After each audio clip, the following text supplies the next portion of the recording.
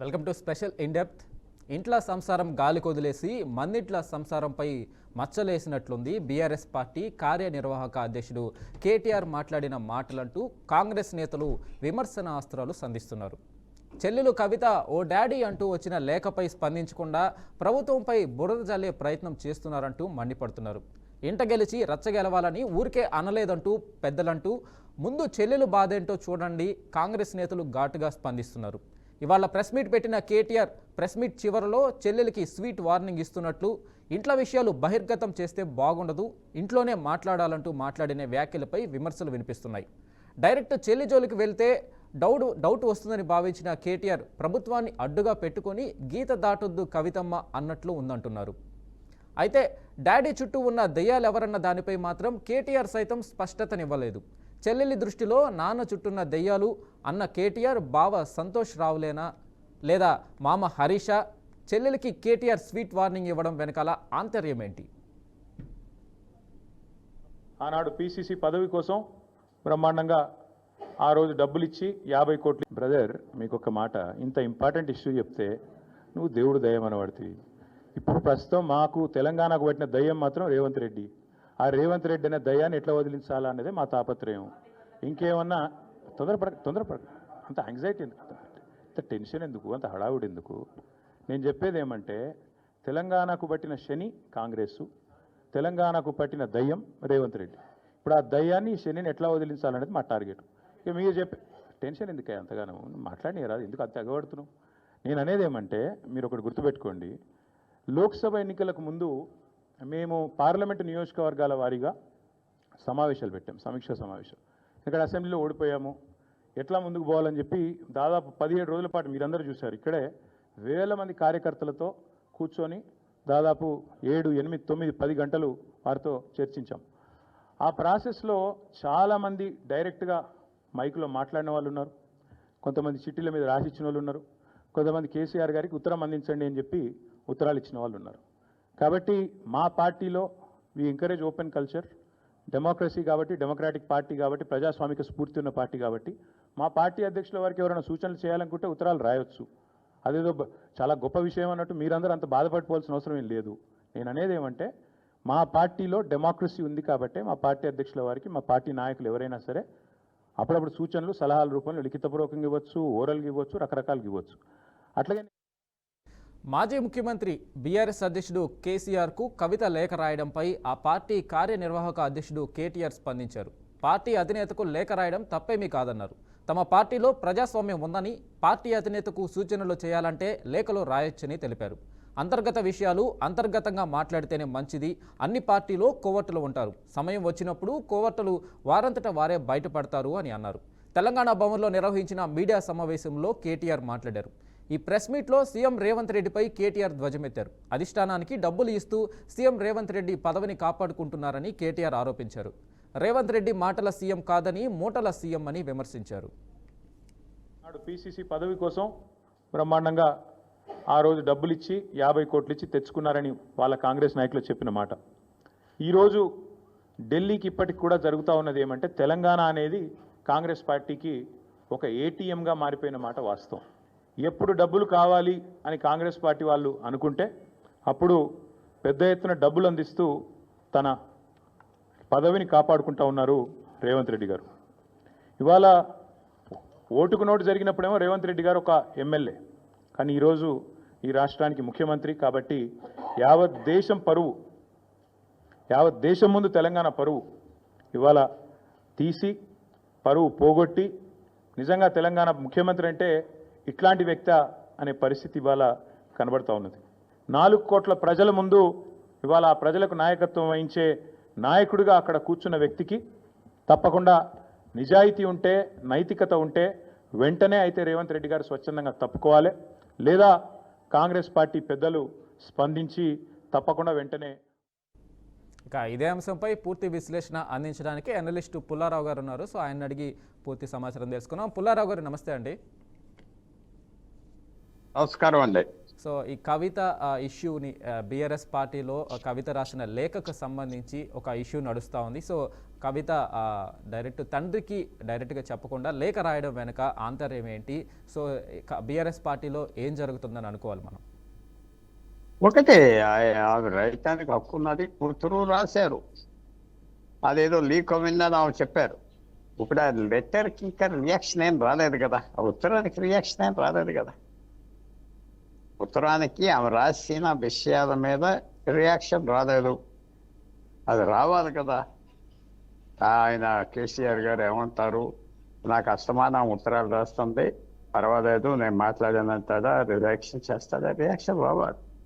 ఇంకా రియాక్షన్ రాలేదు కాబట్టి మనం ఎలా కమెంట్ చేస్తాం? సో అందువల్ల వెయిట్ చేయాలి. ముఖ్యమైన ఇష్యూస్ రేస్ చేశారు. ఆమె ఆ ఇష్యూస్ అన్నీ కొంచెం కోపంగా రాశారా, పర్సనల్గా రాశారా, అది వేరు. ముఖ్యమైన ఇష్యూస్ కొందరు వేశారు, అది కేసీఆర్ గారు అడ్రస్ చేస్తారా లేదా? ఊరికనే అది ఈ ఉత్తరం అలా ఇంకో ఎన్నో ఉత్తరాలు రాస్తారు, అవన్నీ అలా మారిపోయి ఉంటుందా, అది మనం చూడాలి. టైం అప్పుడే ఇంకా రాలేదు, ఇంకా టైం పడుతుంది. కేసీఆర్ గారు వెంటనే రియాక్ట్ అవటం ఇమ్మెచ్యూర్గా అవ్వదు కదా. సో ఉత్తరం ఇంట్రెస్టింగ్గా ఉన్నది, నో డౌట్. ఉత్తరం చాలా ఇంట్రెస్టింగ్గా ఉన్నది. దాని గురించి కేటీఆర్ కూడా ఎవరైనా రాయిస్తున్నారు, ఎవరైనా రాసాక దానికి ఏమైనా రెస్పాన్స్ ఉంటుందా? కవిత అనే అంత పెద్ద లీడరు, అది మనం చూడాలి. రెస్పాన్స్ ఇవ్వరా? రెస్పాన్స్ ఇవ్వకుండా ఉండటం కూడా రెస్పాన్సే, అది కూడా రెస్పాన్సే. మర్చిపోండి, ఆ ఉత్తరం తీసుకుని పెద్ద రీసెర్చ్ చేసి దానికి ఏదో జవాబు చెప్పేది కాదు. ఒక్కరు ఉంటారు, ఏం చేస్తారో చూడాలి. ఆ ఉత్తరం మీద ఆ పార్టీ ఎలా తీసుకున్నది నిర్ణయాలు, కవిత గారి ఫ్యూచర్ ఏంటి, అది బయటకు వస్తాయి ఆటోమేటిక్గా. కానీ ఇప్పటి వరకు అఫీషియల్ రియాక్షన్ రాసిన వ్యక్తికి, కేసీఆర్కి రాశారు, ఏం రియాక్షన్ లేదు కదా. అది మనం వెయిట్ చేయాలి. అయితే కేటీఆర్ ప్రెస్ మీట్లో మాట్లాడిన మాటల్లో పార్టీలో మా బీఆర్ఎస్ పార్టీలో స్వాతంత్రం ఉంది, ఎవరైనా సరే నాయకులు అధిష్టానం ఏదైతే కేసీఆర్కి లేఖలు రాస్తారు, ఇలాంటివన్నీ కామన్ అంటున్నారు. కానీ ఇక్కడ పార్టీలో సాధారణ నాయకురాలు కాదు, ఒక పార్టీ అధినేత కేసీఆర్కి సొంత కూతురు కవిత. సో ఆమెకి లేఖ రాసి వాళ్ళ తండ్రికి చెప్పాల్సిన అవసరం ఏముంది? డైరెక్ట్గా వెళ్ళి కలవచ్చు కదా, లేఖ ద్వారా పంపాల్సిన అవసరం ఏముంది అని కూడా ఇక్కడ ఒక ప్రశ్న. అంటే ఒకటి, ఇది పబ్లిక్ మ్యాటరే కదా. ఆమె కూతురిగా ఆమె ఏదో ఆస్తి గురించో, పాస్తి గురించో, ట్రీట్మెంట్ గురించో కాదు కదా, పార్టీ గురించి రాశాను. ఏం రాసింది ఇలాగన్నదా స్పష్టత తీసుకొచ్చారు. సో క్లియర్గా రాసింది, ఒక ఒఫిషియల్ మ్యాటర్ కాబట్టి క్లియర్గా ఎన్నో పాయింట్స్ పెట్టారు. ఉత్తరం రాయకుండా ఒక గంట సేపు మాట్లాడితే ఎవరి జ్ఞాపకం ఉంటుంది? ఉత్తరం రాశారు కాబట్టి రికార్డు మీద ఉంటుంది, దానికి జవాబు చెప్పాలి. నువ్వు ఇలాగ అన్నావు, నేను ఇలాగ అన్నాను, అది ఏమి ఉండవు కదా. ఇక ఆ ఉత్తరానికి వాళ్ళు రిటర్న్ రిప్లై ఇస్తారా, స్టేట్మెంట్ ఇస్తారా? కేసీఆర్ గారు ఏమంటారు చూడాలి. ఏమీ అండ, నేను కూడా ఆయన ఏమి అండ అనుకుంటున్నాను. నేను దాని మీద కమెంట్ చేయడం, నాకు ఉత్తరం రాస్తే చదువుకున్నాను, ఊరుకుంటాను. ఎందుకంటే అది కూడా ఒక జవాబే. అందువల్ల రాయటంలో తప్పులేదు, రాయటంలో అన్ని విషయాలు మందలు తీసుకొచ్చారు కదా, అన్ని విషయాలు తీసుకొచ్చారు కదా మందలు, చాలా సీరియస్ ఇష్యూస్ తీసుకొచ్చారు కదా మందలు. సో మనం అది కొంచెం ఇంట్రెస్టింగ్గా చూడాలి. ఉత్తరానికి రియాక్షన్ ఏంటి? మీరు అన్నట్టుగా మా సాధారణ నాయకురాలు కాదు, చాలా పెద్ద నాయకురాలు, ఆయన కూతురు, దేశం అందరూ ఆమె పేరు తెలుసు. సో ఇది ఇక్కడికి ఆగిపోతుందా అంటే ఆగదా. ఉత్తరం ఒకసారి బాణం ధనుషు నుంచి వెళ్ళాక ఎక్కడో చోటు కొడతాది, లేకపోతే కిందైనా పడిపోతారు. సో ఈ ఉత్తరం ఫేట్ ఏంటి చూడాలి. ఏమి జవాబు లేకపోతే సహిస్తుందా, మళ్ళీ జ్ఞాపకం చేస్తుందా? చాలా వస్తాయి. రాసి 8 రోజులు అవ్వింది. ఆమె ఎత్తితే వాళ్ళు జవాబు చేస్తారు. నా ఉత్తరానికి జవాబు కావాలంటే జవాబు చేస్తారు, లేకపోతే చేయరు, మర్చిపోతారు. మీరు కోపంగా రాశారు ఉత్తరం అనుకుంటారు, అంతే. ఆమె రిమైండర్ ఇస్తుందా? ఇప్పటి వరకు రిమైండర్ ఇవ్వలేదు కదా. సో వెయిట్ చేసి చూడాలి. అయితే ఇక్కడ పుల్లారావు గారు, ఇక్కడ ఒకటి ఏంటి అంటే, మొదట ఆ ఉత్తరం బయటకు వచ్చినప్పుడు బీఆర్ఎస్ పార్టీకి సంబంధించిన ఒక పత్రికలో, పేపర్లో, టీవీలో ఇది ఫేక్ లెటర్ అని చెప్పేసి వాళ్ళు ప్రచారం చేయడం జరిగింది. ఏదైతే కవిత తిరిగి హైదరాబాద్కి చేరుకున్న ఎయిర్పోర్ట్లో మాట్లాడిన ప్రెస్ మీట్లో ఇది ఫేక్ కాదు, నేను రాశాను అని చెప్పేసి ఆమె చెప్పడం జరిగింది. సో ఎందుకు ముందు దాచిపెట్టాల్సిన అవసరం ఉంది అలాంటప్పుడు అనేది కూడా ఇక్కడ ప్రశ్న. ఆమె నేను ఫేక్గా రాయలేదు, ఇది నేను రాసిన లెటరే అని చెప్పడము. ఇక్కడ ఇంకొక విషయం ఏంటి అని అంటే ఆ ఎయిర్పోర్ట్లో బీఆర్ఎస్ జెండాలు కనిపించకపోవడము, తెలంగాణ జాగృతి కేటీఆర్ ఏదైతే కవిత ఫోటోలు మాత్రమే కనిపించడము, ఎటువంటి బీఆర్ఎస్కి సంబంధించిన జెండాలు కాదు ఏమీ లేకపోవడము, ఆ ఎయిర్పోర్ట్లో సీఎం కవిత సీఎం అని అరవడము, ఇవన్నీ కూడా కాస్త ఎలా చూడాలి అనేది కూడా ఒక ప్రశ్నగా ఉంది. ఒకటి కవిత సీఎం అంటంలో తప్పు లేదు, ఎందుకంటే ఆయన తండ్రి సీఎం కాదు కదా. ఆ పోస్టు బీఆర్ఎస్ చూసుకుంటే ఖాళీగా ఉన్నది. సో ఆమె సీఎం చేయాలి అని అంటారు, తప్పులేదు కదా, అది పెద్ద తప్పు కాదు. ఆమె కూడా క్లారిఫికేషన్ ఇచ్చింది కదా, నేను రాశాను ఉత్తరం అని. ముందల ఆమె రాసే వెంటనే 10 రోజుల క్రితం నుంచి రియాక్షన్ ఏమి వచ్చి ఉండదు. బయటకు వచ్చేది ఇప్పుడు ఇందాక నేను అన్నట్టుగా కేసీఆర్ నుంచి ఏ రియాక్షన్ ఉంటుంది? ఆయన ఏమన్నా అంటాడు అఫీషియల్గా, ఏదో పక్కన ఏం పట్టించుకోను నేను తర్వాత మాట్లాడతాను అవుతూ అంటాడా? అలాగంటే ఆమె నెక్స్ట్ స్టెప్ ఏం తీసుకుంటుందా? ఆమె మర్చిపోతుందా? నెక్స్ట్ స్టెప్ మళ్ళీ తీసుకుంటుందా? సో ఇది ఒకవేళ కేసీఆర్ నేను ఆమెతో మాట్లాడతా, ఇది పెద్ద ఇష్యూస్ కాదు, మంచి సలహాలు ఇచ్చింది అంటే ఇంకా చల్లారిపోతాడు.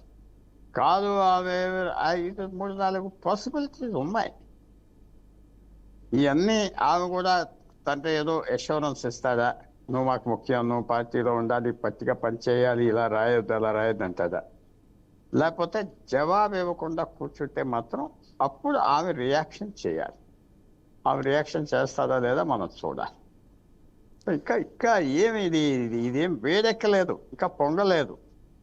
ఒక లెటర్, ఆ లెటర్ ఎంతవరకు ఆమె సాటిస్ఫై అయిపోతే నేను రాసినా పర్వాలేదు, నా తండ్రికి రాసా అంటే అయిపోతాయి. ఇంకా మనకి నెక్స్ట్ స్టెప్ క్రిటికల్.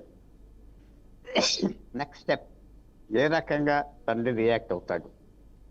ఇప్పుడు కేటీఆర్ గారు అన్న మాట బట్టి వాళ్ళు ఏదో చదువుకుంటారేమో అనిపిస్తుంది, ఉత్తరాలు అందరూ రాయొచ్చు కదా అన్నాడు, తప్పు ఏమనలేదు అన్నాడు. సో అందువల్ల మన కేసీఆర్ రియాక్షన్ ఏంటి? ఇంకా అది రావాలి కదా, అది ఇంకా రాలేదు. అయితే ఆమె రాసిన లేఖలో ఒక పాయింట్ తీసుకుంటే బీజేపీ మీద, బీజేపీకి వ్యతిరేకంగా కావచ్చు, బీజేపీ పైన ఎక్కువసేపు మాట్లాడలేదు, 2 నిమిషాలు మాత్రమే మాట్లాడారు అని చెప్పేసి ఆమెని జైల్లో వేయడానికి బీజేపీ ప్రభుత్వం కారణంగా భావించి ఆమె నన్ను జైల్లో పెట్టి నన్ను హింసించిన బీజేపీ మీద విమర్శలు చేయకపోవడం ఏంటి అని ఒక ప్రశ్నగా వేసింది. సో ఆ విషయంలో ఏమైనా ఆమె హట్ అవ్వడం కానీ అలాంటిది ఏదైనా జరిగి ఇలాంటివన్నీ జరుగుతున్నాయి అనుకోవచ్చా మనం? ఒకటి ఎన్నో పాయింట్లు పెట్టింది కదా, ఒక పాయింట్ కాదు కదా, ఎన్నో పాయింట్లలో ఇది ఒక పాయింట్. సో ఇది పెద్ద ముఖ్యంగా ఎన్నో పాయింట్లు ఒకే ఒక పాయింట్ పెడితే అది ఇంపార్టెన్స్ అవుతుంది. చాలా పాయింట్స్ పెట్టారు కదా, అవి ఏ పాయింట్ ఇంపార్టెంట్, ఏ పాయింట్ కాదు అది చూడాలి. అందువల్ల ఆమె బీజేపీ యాంటీ లైన్ తీసుకోవటం దాంట్లో కూడా మీనింగ్ ఉన్నది. ఆమె ఏమన్నా ఇప్పుడు అంతా ఎలా వస్తుందంటే తండ్రి కేసీఆర్ బీఆర్ఎస్ టాప్ లీడరు, ఆయన ఏమంటాడు, ఆయన రియాక్షన్ ఏంటి? నేను అనుకుంటున్నా ఆయన రెస్పాన్స్ ఏమీ ఉండదు, ప్రస్తుతం ఉండదు. అలాగే ఇగ్నోర్ చేయటానికి చూస్తాడు, అడ్జస్ట్ చేయటానికి. తర్వాత ఏమన్నా పొంగిపోతే ఇంకా నీరు పల్లానికి వెళ్ళిపోయినట్టుగా విషయాలు వెళ్ళిపోతాయి. ప్రస్తుతం ఆయన రియాక్షన్ చేయడు, అలా చూస్తారు. ఆమె నెక్స్ట్ స్టెప్ ఏం తీసుకుంటారు? మధ్యవర్తులు కూడా మాట్లాడుతూ ఉంటారు కదా, ఆ కుటుంబంలో మిగతా నాయకులు కూడా ఆయనతో మాట్లాడుతూ ఉంటారు. ఏంటి ఇలా మాట్లాడావు, వద్దు, ఇదంతా అనవసరం, నీకేదో చేస్తావు, నువ్వు అన్నీ లీడ్ చేయి అని చెప్తారు కదా. అందువల్ల ఇది వెయిట్ చేయాలి మనం. ఇది అప్పుడే ఏమి మునిగిపోయింది ఏం లేదు. ఆయన కూతురు ఆ ఉత్తరం రాసింది, తండ్రి ఓకే పర్వాలేదు అనవచ్చు, లేకపోతే తండ్రి సీరియస్గా తీసుకుంటాడా అంటే వెంటనే తీసుకోడు, అంత అవసరం లేదు సో ఎలాగుంటుందంటే కొంచెం వెయిట్ చేసే పని మాత్రం ఉంది.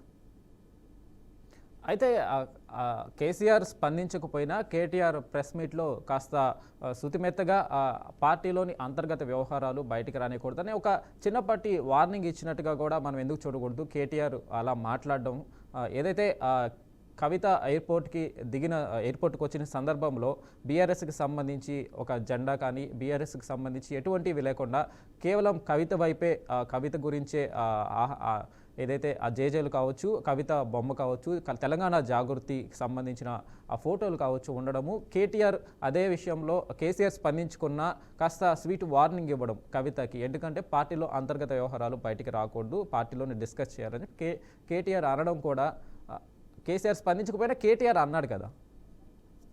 అన్నాడు, చాలా మంచి సలహా ఇచ్చాడు. మీరు అన్నది అక్కడ జెండాలు పెట్టాలి, జెండాలు ఆ జెండాలో పెట్టాలి, ఈ జెండాలో పెట్టాలి అని ఎక్కడా లేదు కదా. ఇప్పుడు ఎవరో వచ్చి నన్ను సీఎం చేయాలంటారు, దానికి ఏం చట్టం లేదు కదా. ఎవరో అంటారు, ఎవరో ఎయిర్పోర్ట్లో కేకలేస్తారు, ఆ హుషారుగా వచ్చిన వాళ్ళు. ఆమె సీఎం అవ్వాలి అంటే రేపే అవ్వాలన్నారా, లేకపోతే కేసీఆర్ని తీసేసామని చేయాలన్నారా? అదేం అనలేదు కదా. ఆ ప్రధానమంత్రి అయితే బాగుంటుందని అనొచ్చు. చాలా మంది అంటున్నారు కదా, అతను ప్రధానమంత్రి అయితే బాగుంటుంది, ఇతను ముఖ్యమంత్రి. సో అది సీరియస్ కాదు. ఇంతే ఇప్పుడు కేటీఆర్ గారు ఇది అంతర్గత విషయాలు బయట పెట్టవద్దన్నారు. సో అది ఒక ముఖ్యంగా ఒక సాఫ్ట్గా స్వీట్ వార్నింగ్ అనుకో, తప్పేం లేదు, పెట్టకూడదు, ఉత్తరాలు రాయొచ్చు అన్నారు. సో అంతవరకు మనం చూడాలి నెక్స్ట్ స్టెప్ ఏంటి. ఆ ఊరుకుంటుందా, ఆ కేటీఆర్ మీద ఏమన్నా అంటుందా, సరే అంటుందా? సో ఇప్పుడు మీరు రెండు రకాలుగా చూడండి. ఆ నెక్స్ట్ స్టెప్ ఏంటి? నెక్స్ట్ స్టెప్ కేసీఆర్ది. వాళ్ళిద్దరిలో ఎవరో ఒకరు ఒక స్టెప్ తీసుకోకపోతే ఇష్యూ ముందరికి వెళ్ళదు, ఈ విషయం అలాగే అయిపోతుంది అక్కడ. సో వాళ్ళిద్దరూ యాక్షన్ తీసుకుంటారా? కేసీఆర్ ఏమనకపోతే ఏమన్నా అంటారా? ఇవాళ ఏమనలేదు, రేపు ఏమన్నా అంటారా? అవి కూడా ఆలోచించుకుంటారు కదా. 25 సంవత్సరాల పాలిటిక్స్లో ఉన్న వ్యక్తి, అంతా తెలిసిన వ్యక్తి ఆలోచించుకుంటారు కదా, స్టెప్ బై స్టెప్ ఎలా చేయాలి. కేటీఆర్ రిమార్క్స్కి ఏమైనా చెప్పాలా, ఊరుకోవాలా, ఇగ్నోర్ చేయాలా? నేను కేసీఆర్ ఉత్తరం రాశా, నా అన్నకు కాదంటాదా? మర్యాదగా చూడాలి. చాలా ఇప్పుడు ఏ స్టెప్ ఎవరు తప్పు చేసుకుంటారు చూడాలి. అయితే ప్రతిపక్షాలు ఏదైతే కాంగ్రెస్ పార్టీలో ప్రతిపక్షాలు కదా, కాంగ్రెస్ ప్రభుత్వంలోని కాంగ్రెస్ పార్టీలో ఉన్న నాయకులు మాట్లాడుతున్నది, ఇది ఆంధ్రప్రదేశ్లోని షర్మిల ఎలా అయితే వైఎస్ఆర్సీపీలోంచి బయటకు వచ్చిందో, వైఎస్ఆర్సీపీలో షర్మిల ఎలాగైతే అన్నకి చెల్లికి ఇలాగా ఫ్యామిలీ ఇష్యూ నడిచిందో, అలాగే బీఆర్ఎస్లో కూడా సేమ్ అదే ఇక్కడ కూడా నడుస్తుందని చెప్పేసి కాంగ్రెస్ ప్రభుత్వంలోని నాయకులు మాట్లాడుతున్నారు. సో దాన్ని ఎలా చూడాలి అనేది అది అక్కడ ఎగ్జాంపుల్ ఉన్నది కదా షర్మిల విషయం. కానీ ఇంకో ఎగ్జాంపుల్ తమిళనాడులో ఉన్నది కదా, టీఎంకే స్టెప్ సిస్టర్, సొంత చెల్లి కూడా కాదు, కనుమోజి అన్న ఒకటి ఉండేవాడు అలగిరి. ఎవరు అలగిరి దెబ్బలాడాడు, తండ్రి ఉన్నంతకాలం చేలనేమనలేదు.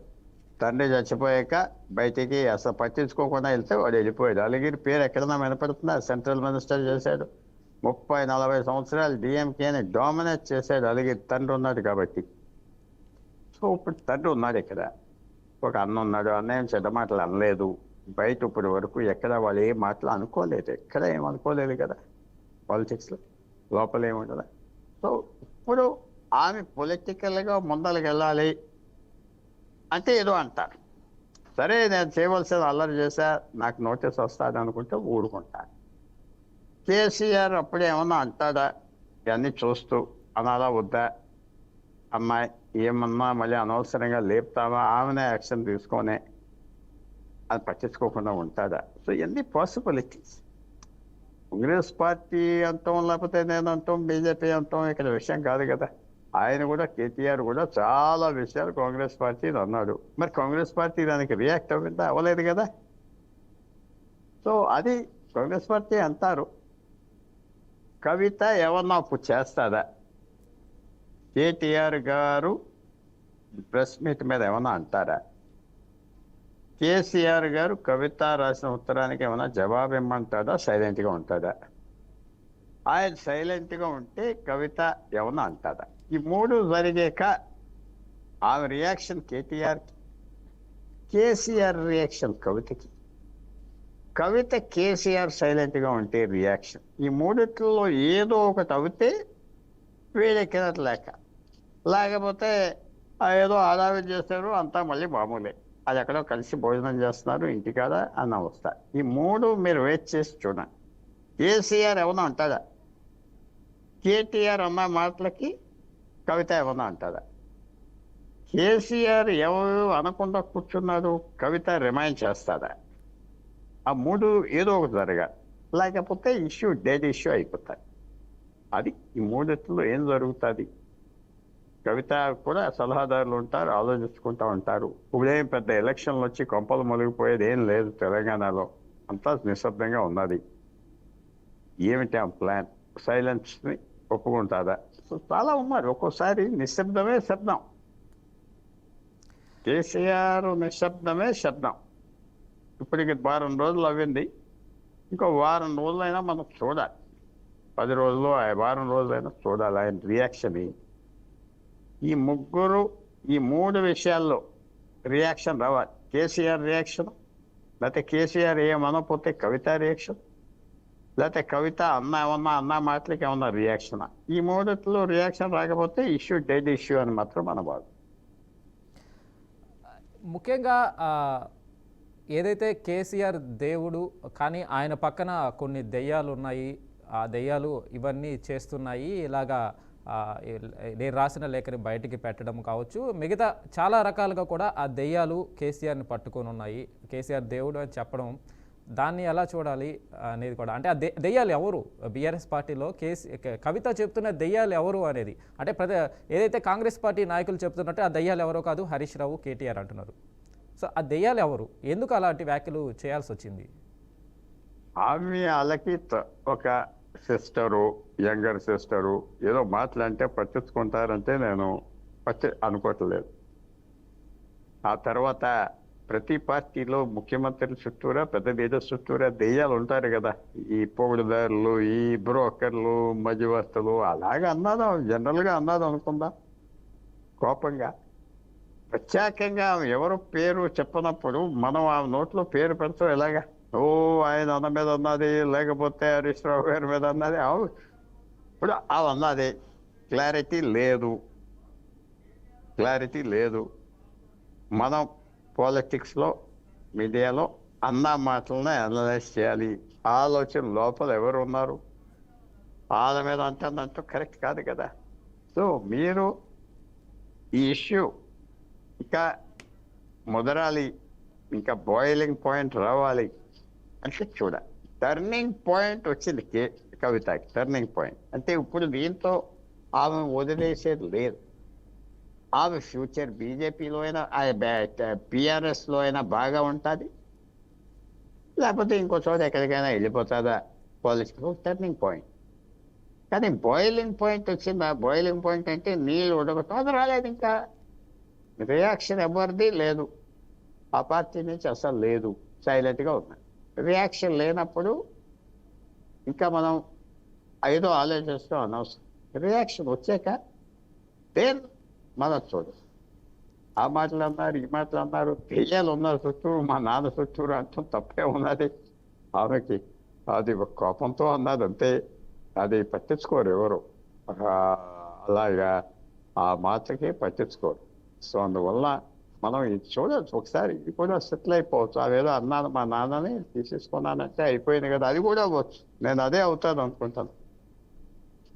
అంటే నేను ఇబ్బంది పెట్టాలని కాదు అంటారని, అది కూడా అవ్వచ్చు.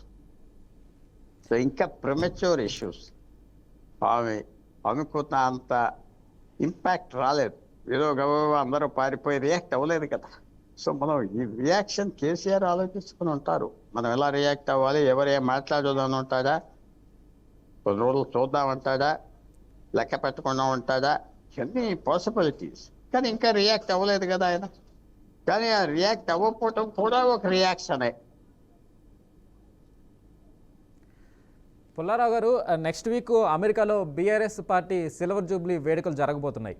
నెక్స్ట్ వీక్ కావచ్చు, డేట్ కరెక్ట్గా తెలియదు. సో త్వరలో జరగబోతుంది. ఏదైతే సిల్వర్ జూబ్లీ వేడుకలు అమెరికాలో నిర్వహించబోతున్నారు, ఆ వేడుకల్లో కవిత, కేటీఆర్ కలిసి పాల్గొని ఈ డౌట్స్ ఏవైతే ఉన్నాయో కార్యకర్తల్లో కావచ్చు, ప్రజల్లో కావచ్చు, ఇవి తీర్చే అవకాశం ఏమైనా ఉంటుందంటారా? వాళ్ళిద్దరూ కలిసి వెళ్తే మీటింగ్కి మర్యాదపూర్వకంగా ఉంటారు. అమెరికాకి వెళ్ళి కయ్యం ఎందుకు పెట్టుకుంటారు? అంత దూరం వెళ్ళి అవమానం ఎందుకు తెచ్చుకుంటారు? అది మాత్రం రాదు. అక్కడికి వెళితే అక్కడికి వెళ్ళి మాట్లాడి ఒకళ్ళు అవమానం చేసుకుంటారంటే నేను నమ్మను. ఎవరన్నా ఇద్దరు వెళ్తారు, ఎవరో ఒకళ్ళు వెళ్తారు, అక్కడికి వెళ్తే మర్యాదపూర్వకంగా బిహేవ్ చేస్తారు. అది మాత్రం అంత అండర్స్టాండింగ్ ఉన్నది, వాళ్ళకి అంత షూడ్నెస్ ఉన్నది. లేకపోతే వాళ్ళ పార్టీ వాళ్ళ ఫ్యామిలీ సఫర్ అవుతారని తెలుసు కాబట్టి ఆ పబ్లిక్ స్టేజ్లో అమెరికాలో వెళ్ళి గొడవ పెట్టుకుంటారంటే అస్సలు పెట్టుకోరని నేను భావిస్తాను. అయితే అంత వెళ్ళే పబ్లిసిటీ ఎక్కువ వస్తుంది కాబట్టి. వెళ్ళే అవకాశం ఉందంటారా అసలు? ఇద్దరు కలిసి వెళ్ళే అవకాశం అది ఉందంటారా? అది కూడా లేకపోవచ్చు, ఇద్దరు కలిసి వెళ్ళకపోవచ్చు. ఎందుకంటే అక్కడ ఇది అనవసరం ఎంబారెస్మెంట్ వస్తుంది కదా, వెళ్ళకుండా ఉండటం బెటర్. అక్కడ ఎంబారెస్మెంట్ వస్తే చాలా పెద్ద ఎంబారెస్మెంట్ వస్తుంది. అందువల్ల వాళ్ళిద్దరూ ఇంకా బయట ఏం అనలేదు కదా. ఇప్పుడు కేటీఆర్ గారు ఏం అనలేదు, కవిత కేటీఆర్ను కూడా ఏం అనలేదు, ఎవరిని ఒకళ్ళొకళ్ళ మాట అనలేదు కదా. ఇంకా అవి ఏదో తండ్రికి రాసింది, ఆ స్వతంత్రం ఉన్నది, అవన్నీ చూడాలి. ఇంకా ముదరలేదో ఇష్యూ, ఇంకా టైం పడుతుంది. అసలు డిసప్పియర్ కూడా అవ్వచ్చు. కేసీఆర్ ఒక మాట అంటే ఎందుకు అన్ని చదువుకుందాం, ఎందుకు ఇలా మాట్లాడతావు, నువ్వు చెప్పినవన్నీ బాగానే ఉన్నాయి పాయింట్స్, చేద్దాం అంటే అయిపోయి. సో అందువల్ల మనం చూడవలసింది ఏంటంటే టైం చూడాలి. ఇంకా ఎంత టైం పడుతుంది, ఇంకా ఏమన్నా అంటారా? ఇలా ముగ్గురులో ఉన్నది ఇష్యూ. ముగ్గురులో మళ్ళీ ఎవరు మాట్లాడతారు? కేటీఆర్ గారు అన్న మాటలు ఏం పెద్ద కాంట్రవర్సీ పెంచలేదు ఈవేళ అన్న మాట. సో కాంట్రవర్సీ తగ్గిపోతుందా పెరుగుతుందా? మనం వీళ్ళ ముగ్గురులో మళ్ళీ కమెంట్ చేయాలి. ముఖ్యంగా కేసీఆర్ అయినా కమెంట్ చేయాలి, లేకపోతే కవిత అయినా కమెంట్ చేయాలి. అదిద్దరు కమెంట్ చేసాక అప్పుడు కేటీఆర్ రియాక్షన్ ఉంటుంది. సో మనం కేసీఆర్ కవిత కమెంట్ లేకుండా ఇప్పుడు ఈ స్టేజ్లో ఏమి జరగదనే మనం భావించుకోవాలి. సో అయితే ఈ విషయం ఇంతటితో కాంప్రమైజ్ అయి చేసుకొని సర్దుబాటు చేసుకుంటారా? లేదు అంటే ఇది ఇంకా పెద్దది అయ్యే అవకాశం ఉందంటారా? ఒకటి ఏ చెడ్డ మాట అనుకోలేదు కదా. కేటీఆర్ కూడా ఆమెను ఏం అనలేదు, చాలా మర్యాదపూర్వకంగా లోపల మాట్లాడుకోవాలని ఏదో విషయాల గురించి అన్నారు. ఆమె కూడా ఏమనలేదు, కేటీఆర్ పేరు ఎత్తలేదు. సో కేటీఆర్ పేరు ఎత్తకుండా ఎవరి పేరు ఎత్తుతుంది లోపల? సో ఇంకా బయట పెట్టలేదు కదా. వాళ్ళు కేర్ఫుల్గా వర్క్ చేస్తున్నారు, కేటీఆర్, కేసీఆర్, కవిత. ఎందుకంటే మళ్ళీ ప్యాచప్ అవ్వే అవకాశం ఉంటే ప్యాచప్ అయ్యి, మాటలు అనేసాక ప్యాచప్ ఇంపాసిబుల్, పేర్లు బయట పెట్టాక ప్యాచప్ అవ్వదు. సో అందువల్ల ఇంకా ప్యాచప్ కూడా అవ్వచ్చు. ప్యాచప్ అవినట్టుగా కూడా ఉండదు. ఏదో ఉత్తరం రాశారు, కేసీఆర్ గారు చదువుకున్నారు, వస్తానన్నారంటే అయిపోయింది. ఇవో 6 నెలల తర్వాత 3 నెలల తర్వాత తగులు వస్తుందా అది వేరు. ప్రస్తుతం ప్యాచప్ అవ్వే అవకాశం మాత్రం ఉన్నది. Okay right. Thank you Pullarao గారు మీ విశ్లేషణ అందించినందుకు. సో అయితే కవిత, ఎమ్మెల్సీ కవిత బీఆర్ఎస్ పార్టీలో కేసీఆర్ కూతురు ఆమె తన తండ్రికి లేఖ రాయడం అనేది తెలంగాణ రాజకీయాల్లో ఒక చర్చనీయాంశంగా మారింది, ఒక సంచలనంగా మారింది. ఇది ఎటువైపు దారితీస్తుంది అంటే కేసీఆర్ పార్టీ మీద కవిత అసహనంగా ఉందా, లేదు పార్టీ ఆమెను పక్కన పెట్టింది, ఆమెకి తగిన ప్రాధాన్యత ఇవ్వటం లేదు అని ఆమె కాస్త అసహనంగా ఉందా, ఏం జరుగుతుంది ఈ పార్టీలో, బీఆర్ఎస్ పార్టీలో కవిత ఇష్యూ ఎలా వెళ్తుంది అనేది కూడా తెలంగాణ ప్రజల్లో ఆసక్తి నెలకొంది. సో ఇది ఇవాల్టి special in depth. Keep watching BRK news.